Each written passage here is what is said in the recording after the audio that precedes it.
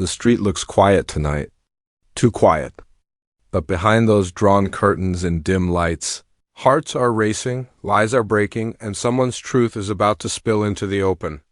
On Coronation Street, peace never lasts for long, because when secrets start to whisper, betrayal is only a breath away. The day begins like any other on Coronation Street. The sun struggles to break through the thick gray clouds hanging low over Weatherfield.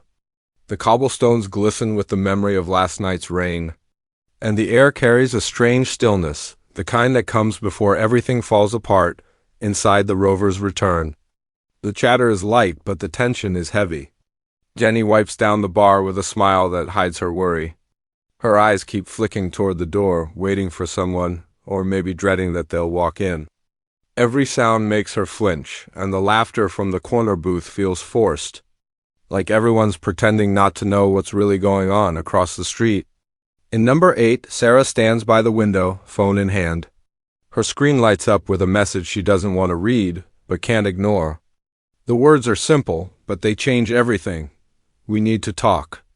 I know what you did. Her breath catches. For a second, she thinks about deleting it, pretending it never came.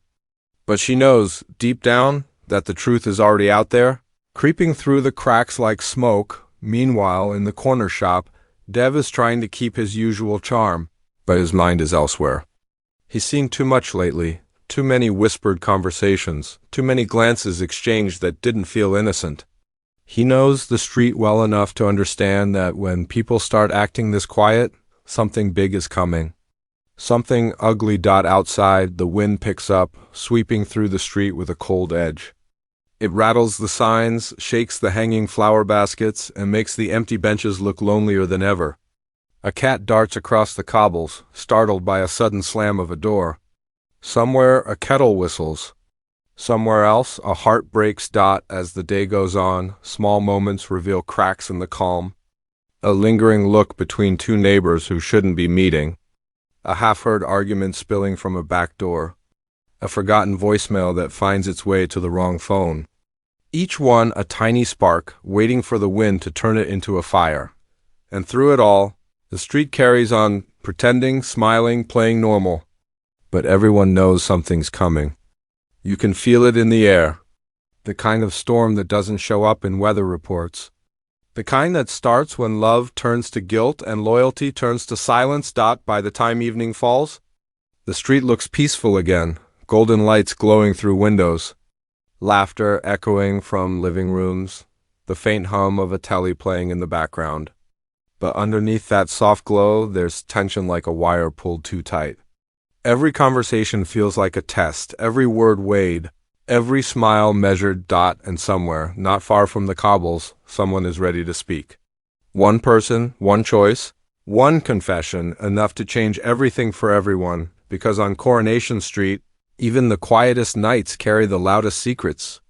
And when they finally break, the storm will hit harder than anyone expects. Morning comes too soon on Coronation Street. The soft light of dawn slips through half-closed curtains, brushing across tired faces that haven't slept. The world outside looks calm, but inside the homes of Weatherfield, quiet wars are already being fought, in glances, in silence. In words not yet spoken. Sarah stands at her kitchen table staring into a cold cup of tea. Her phone lies face down, as if she can keep the truth from existing by not looking at it. The message still lingers in her mind. I know what you did. The words play on repeat, louder each time. She tries to steady her breath, to convince herself that maybe it's a mistake, maybe someone's bluffing. But then a knock at the door. Soft, hesitant, like guilt itself has come calling. It's Adam. His face says more than his words ever could. He doesn't need to ask questions, he already knows the answers. There's an edge in his voice when he finally speaks. You should have told me, Sarah. Her reply is quiet. I was trying to protect you. But on this street, protection and deception often look the same. Across the road, the corner shop buzzes with low chatter. Dev pretends to focus on the till, but his eyes keep wandering to Adi, who's avoiding eye contact. Something's off, the way he hesitates before answering, the nervous tapping of his fingers on the counter. Dev doesn't want to believe his son is hiding something, but a father always knows. He sighs, forcing a smile for the next customer, while in his head, questions swirl like storm clouds. What if loyalty means letting someone fall? Meanwhile, in the factory, Carla's trying to hold things together. The workers sense the tension in her clipped tone and restless pacing.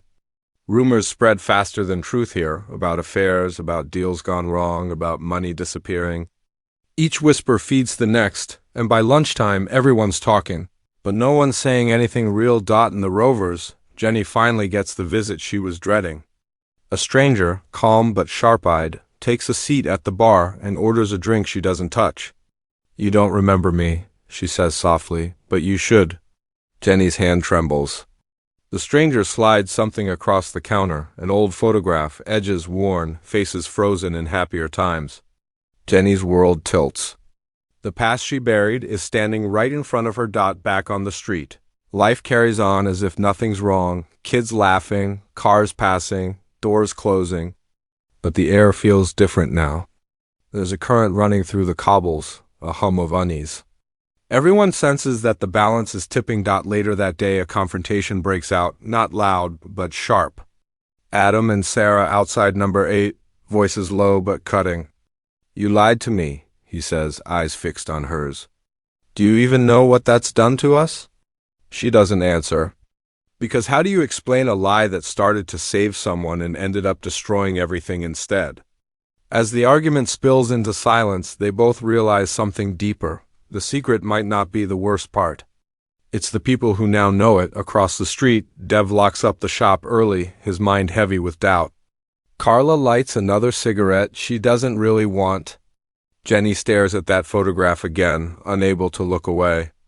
And above them all, the sky darkens once more, as if the day itself is holding its breath, because tonight, every truth that's been whispered will grow louder. Every lie that's been hidden will find its way out. The first cracks have appeared, and soon they'll become something no one can control, and somewhere on Coronation Street, someone's ready to make a choice that will change everything. The night settles over Coronation Street like a heavy blanket, muffling the sound of footsteps and closing doors. But the calm is a lie.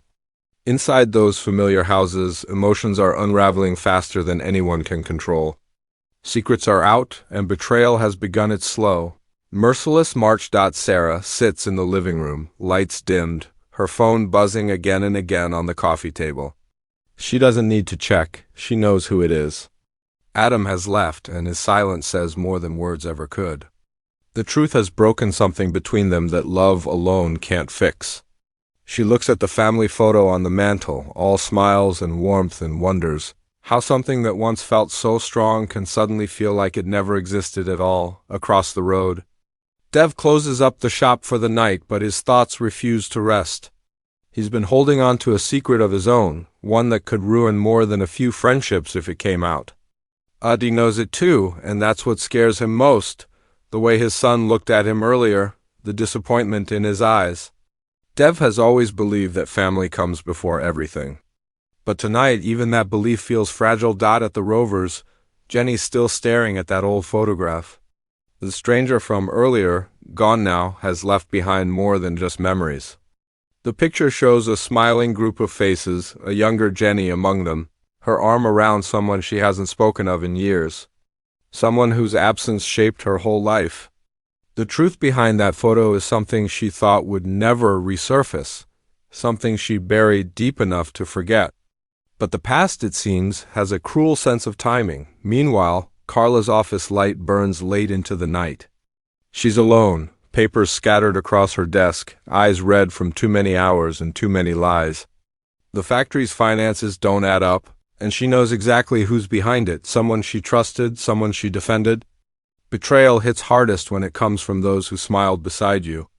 Her hand trembles as she closes the ledger, the sound echoing like a gunshot in the still air. Out on the street, a cold wind sweeps through the alleyways, carrying with it the faint sound of arguing voices.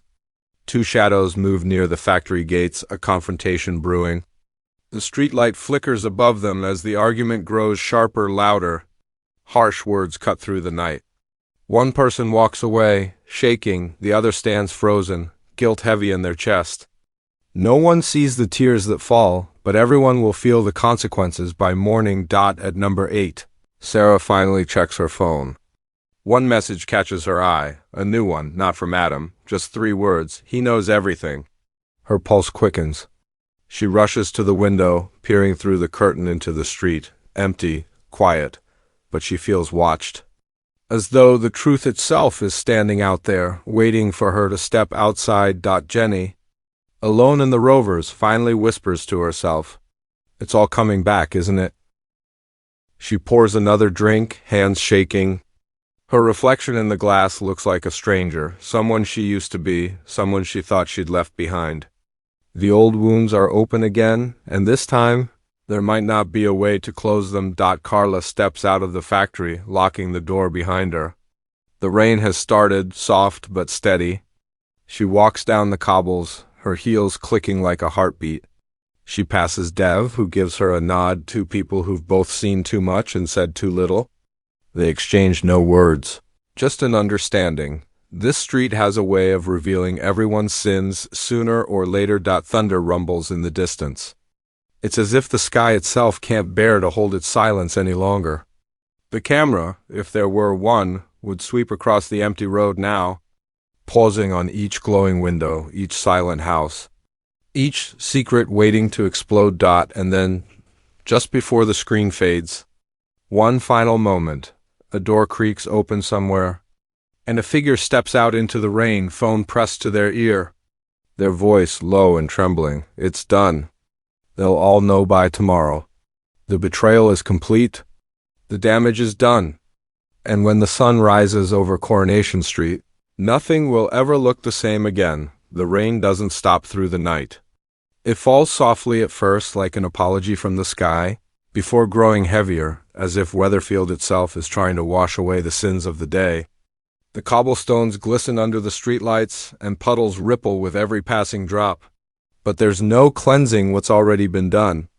On Coronation Street tonight, forgiveness feels as far away as the morning sun. Inside number 8, Sarah sits motionless on the sofa. The house feels colder now, emptier. The photo frame that once held her family's smiles lies face down on the table. Her phone buzzes again, another message, but she doesn't look. She doesn't have to. The truth has already taken root, twisting everything she loves into something unrecognizable.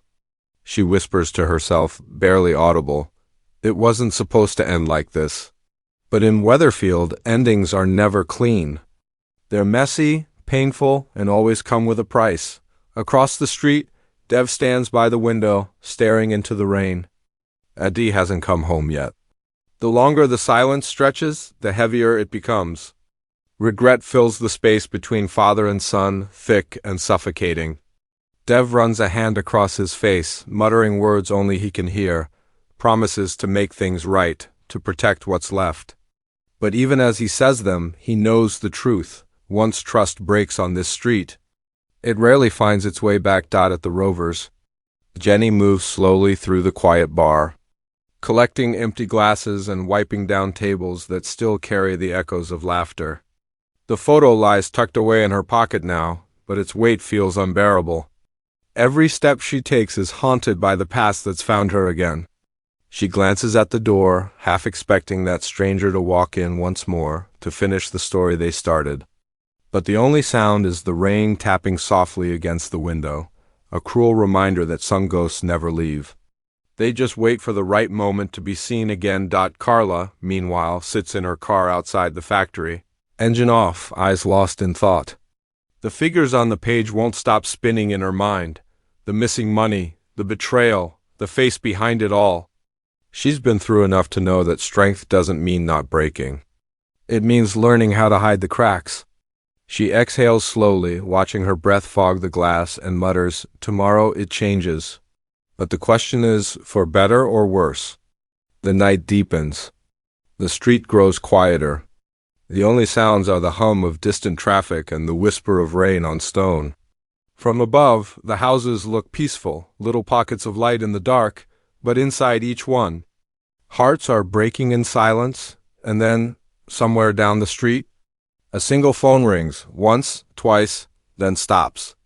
No one answers. But that call, whoever made it, whoever received it, will start something that can't be undone.